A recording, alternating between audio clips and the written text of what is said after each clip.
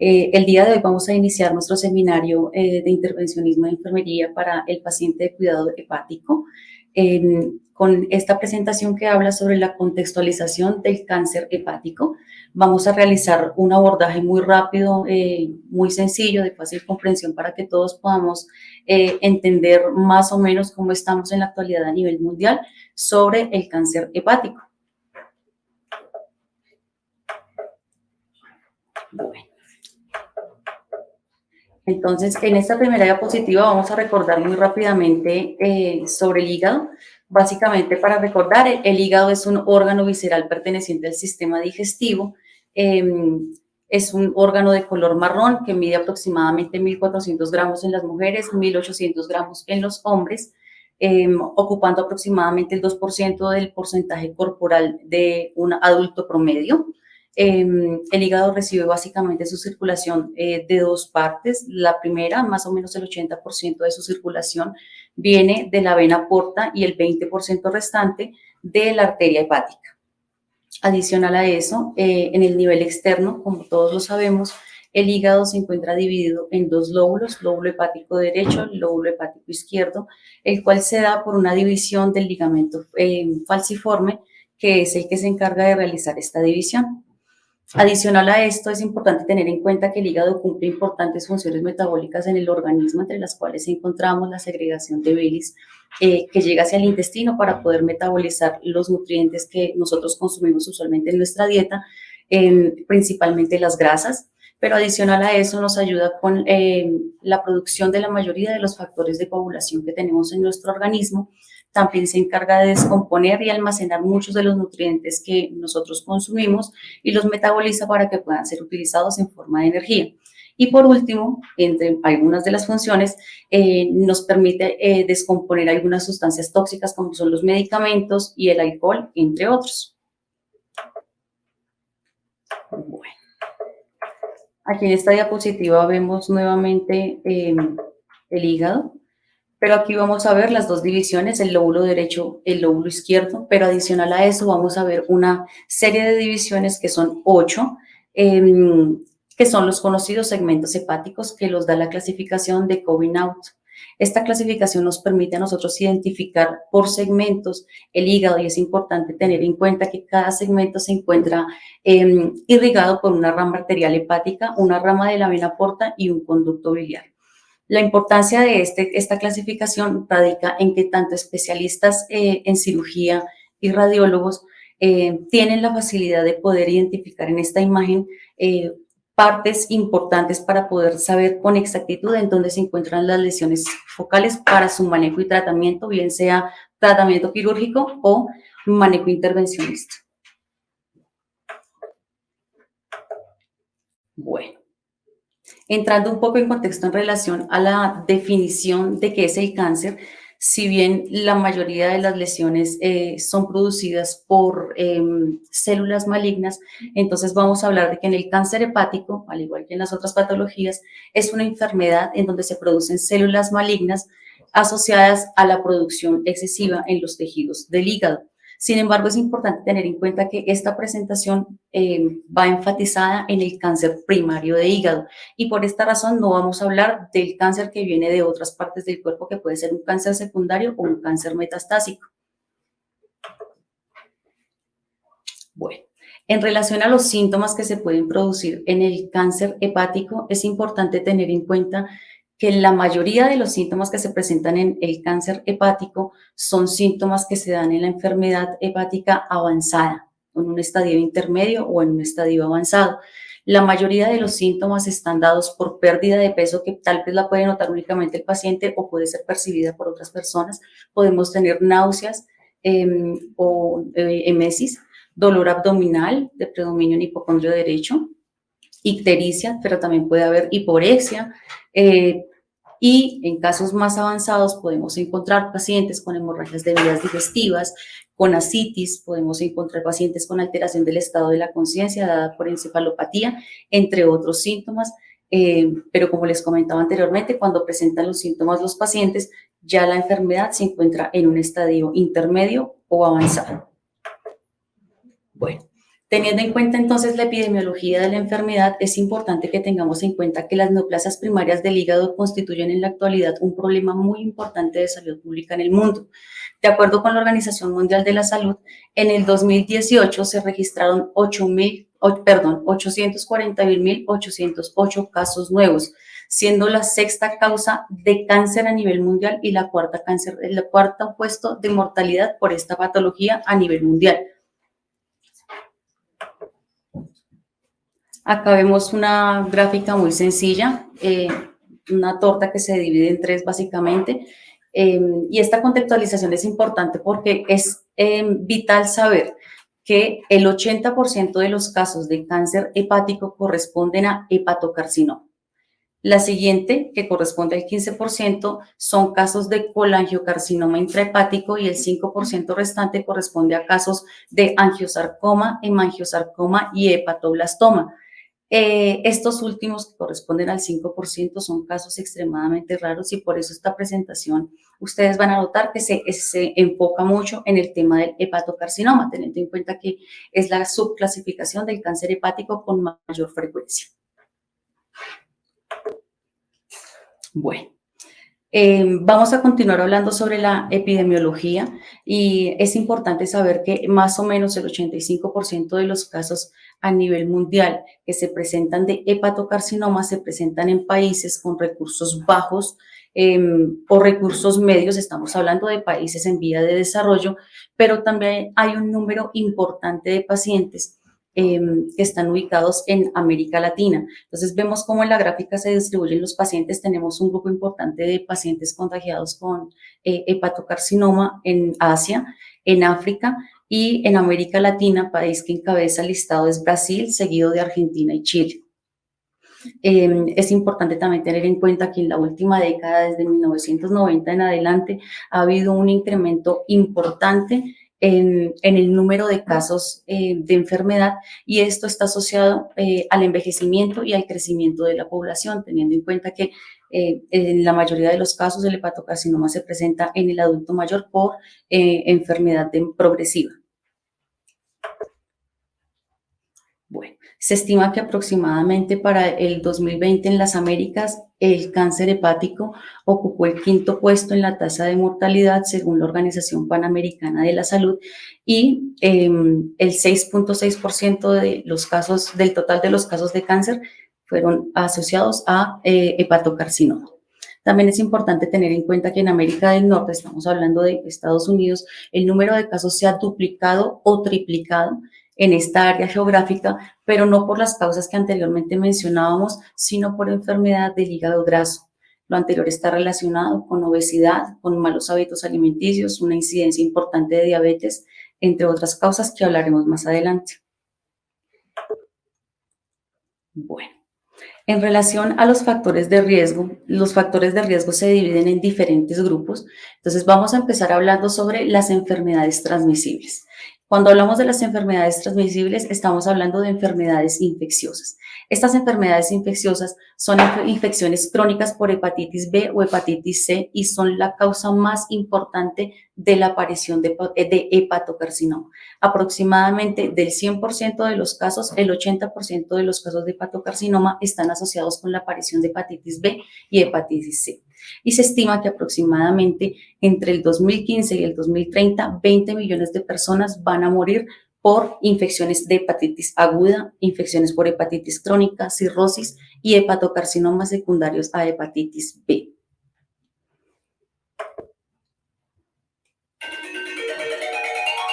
Adicional a esto, es importante tener en cuenta que se estima que aproximadamente 257 millones de personas en el mundo tienen infección crónica por hepatitis B, 57 millones de personas tienen infección crónica por hepatitis C y aproximadamente 5 millones de personas van a morir a causa del hepatocarcinoma. Bueno. En relación a los factores de riesgo, también tenemos enfermedades crónicas no transmisibles. Cuando hablamos de enfermedades crónicas no transmisibles, estamos hablando, en este caso en particular, de enfermedad por hígado graso y su asociación con la diabetes. Vamos a hablar de la cirrosis por NASH. Cuando hablamos de el hígado graso, estamos hablando principalmente de países en vía de desarrollo, no sin subestimar que hay otros sitios en donde también se presenta cirrosis por hígado graso, pero vemos un aumento considerable en los casos en Estados Unidos y en muchos otros países en desarrollo, en donde aproximadamente entre el 10 y el 20% de los casos de hepatocarcinoma se atribuyen a la presencia de cirrosis por NASH.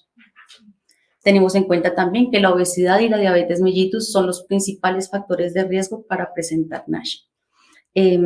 Esto, claramente asociado a una enfermedad hepática progresiva, hace que haya una asociación mayor de enfermedad, pero también vemos que la mayoría de estos pacientes son pacientes adultos mayores de 65 años que por temas de salud han presentado enfermedad hepática progresiva y pues con el paso de los años esta se ha agravado y ha llevado a que el paciente desarrolle el hepatocarcinoma. Adicional a esto tenemos el alcoholismo y aquí hablamos de la cirrosis de etiología alcohólica. Es la segunda causa más común en Estados Unidos y en Europa, y estudios recientes que se han realizado sobre la cirrosis de etiología alcohólica nos dice que el riesgo significativo de que una persona pueda desarrollar hepatocarcinoma aumenta un 4% por cada 10 gramos de alcohol que consume el paciente todos los días.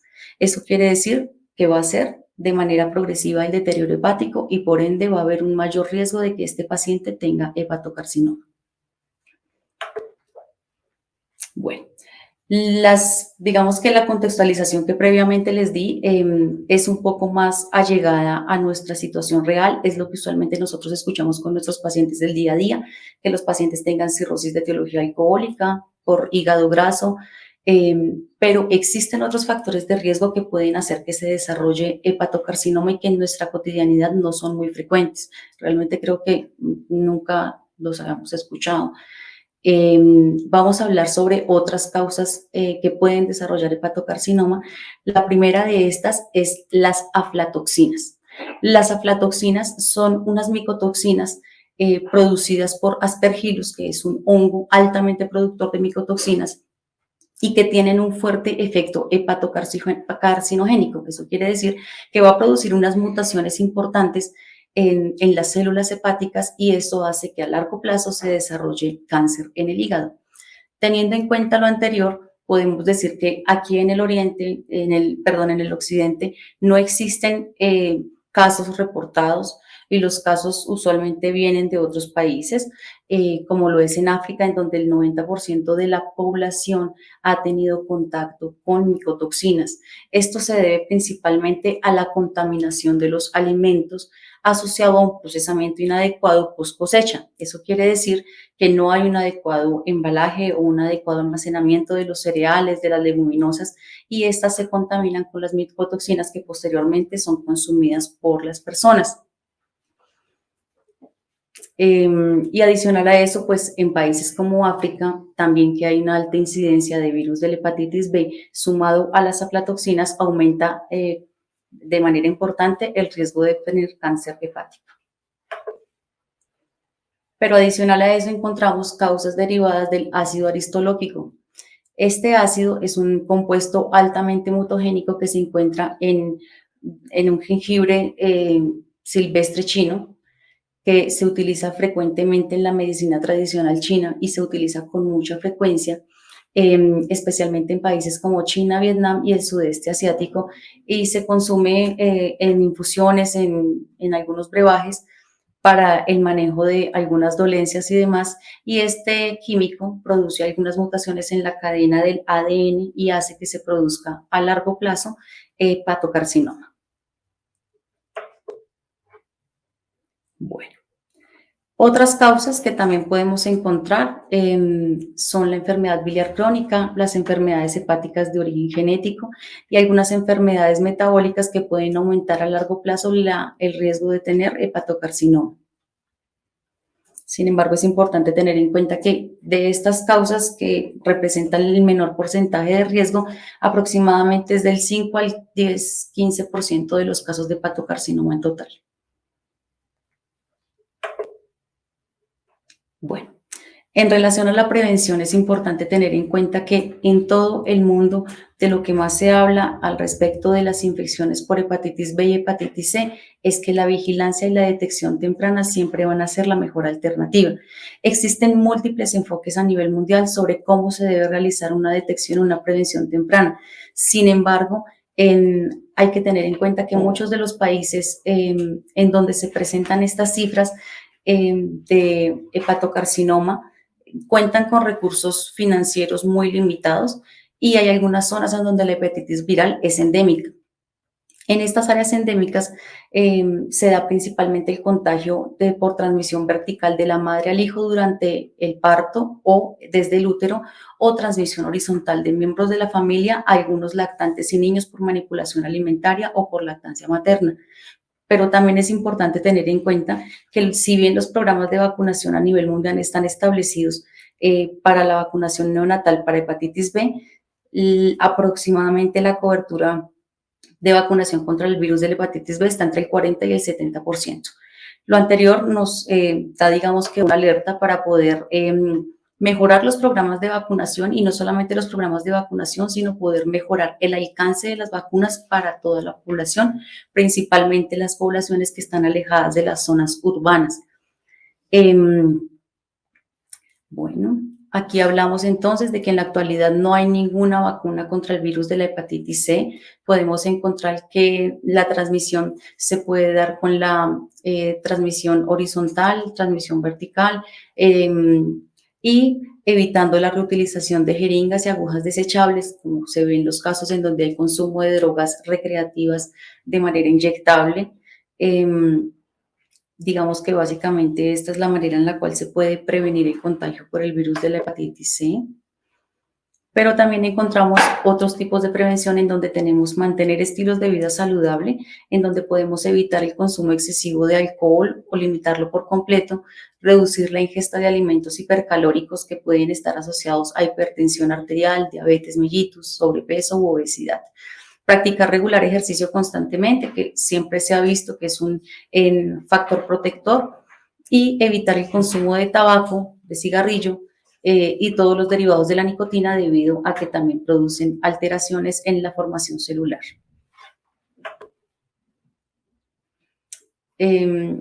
Existen también algunas estrategias de prevención secundarias, pero vamos a ser enfáticos en que lo principal es la atención primaria.